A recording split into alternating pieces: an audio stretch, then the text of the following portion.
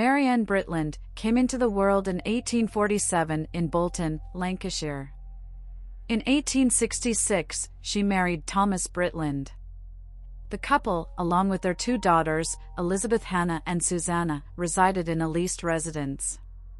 To support their family, Ann juggled two occupations, working as a factory laborer during the day and serving as a barmaid during the night.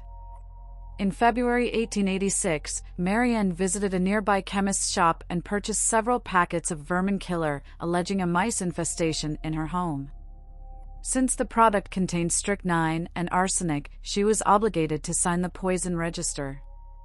Tragically, Ann's first target was her 19-year-old daughter, Elizabeth Hannah, in March of the same year. The attending doctor attributed Elizabeth's death to natural causes, further validating Ann's actions.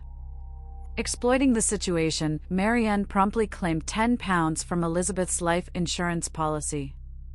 Subsequently, her husband, Thomas, aged 44, fell victim to her sinister plans. Thomas's death on May 3 was diagnosed as epilepsy, and once again, Ann seized the opportunity to claim insurance benefits. Prior to these horrific events, Ann had engaged in an extramarital affair with her neighbor, Thomas Dixon. Following her husband's death, she was invited to take up residence at the Dixons' home just across the street, courtesy of Thomas's 29-year-old wife, Mary. Tragically, on May 14, Mary Dixon became Ann's third and final victim.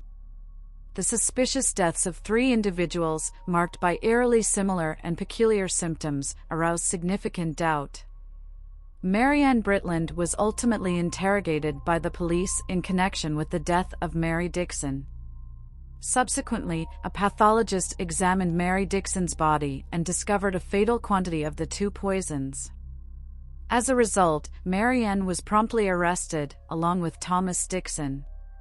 During her confession to the Ashton police, she admitted to her intention of marrying Dixon and revealed that she initially poisoned her daughter, Elizabeth, due to suspicions about her own motives. She then proceeded to kill her husband and, ultimately, Mary Dixon.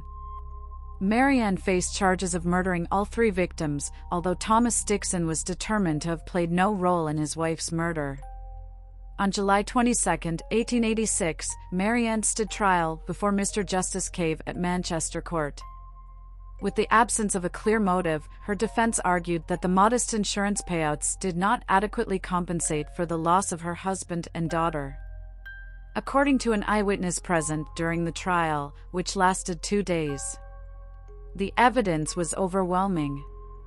The three deceased individuals had fallen victim to strychnine poisoning.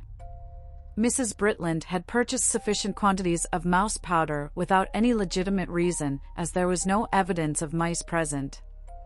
Although the case focused on the poisoning of Mrs. Dixon, the deaths of the other victims demonstrated a pattern and refuted any claims of accidental harm. Even if the evidence had not been entirely conclusive, Mrs. Britland had engaged in indiscreet conversations regarding mouse powder and poisoning, displaying a keen interest in determining whether such poison could be detected post-mortem. It took the jury a considerable amount of time to reach a verdict, but eventually, they found Ann guilty. Upon receiving her sentence, she adamantly declared her innocence to the court, proclaiming, "I am quite innocent, I am not guilty at all."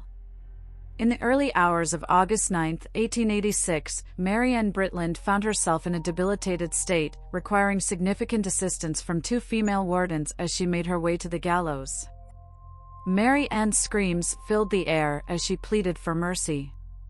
The compassionate women supported her on the trapdoors, while James Barry prepared her for the impending execution. Subsequently, two male wardens replaced the female ones. At the executioner's signal, the male wardens swiftly stepped back, the trapdoor was released, and Britland plummeted into the void. This grim event marked the first instance of a woman being executed at Strangeways Prison in Manchester.